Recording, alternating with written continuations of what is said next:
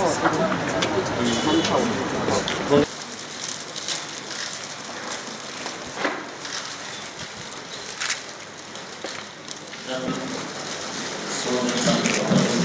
can see the children, they're very young. And like the mayor of Central Division said, they need to go to school. We had a short, brief talk with the mayor, and our schools are good, Your Worship, the Lord Mayor. I think we can work out something to help the family. Nja kusaba tukiteeseeko ku lw'eggwanga lyonna kubanga ebyobulamu biri bubi.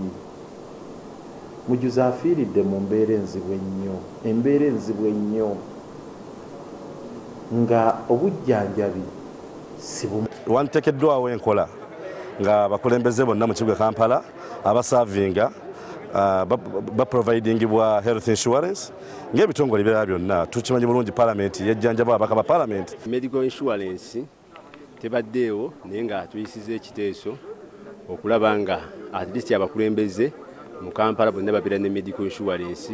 Ekintu kye tusazeewo olwaleero okuyisa kirungi nnyo ate kigenda kukwata ku bakulembeze bonna abagenda kuba abakulembeze mu KCCA ne ku divisions. Egamba buli omu yenna anaabeera nga afudde oba afunye obuzibu nga buno bubadde olwaleero afune decent burial.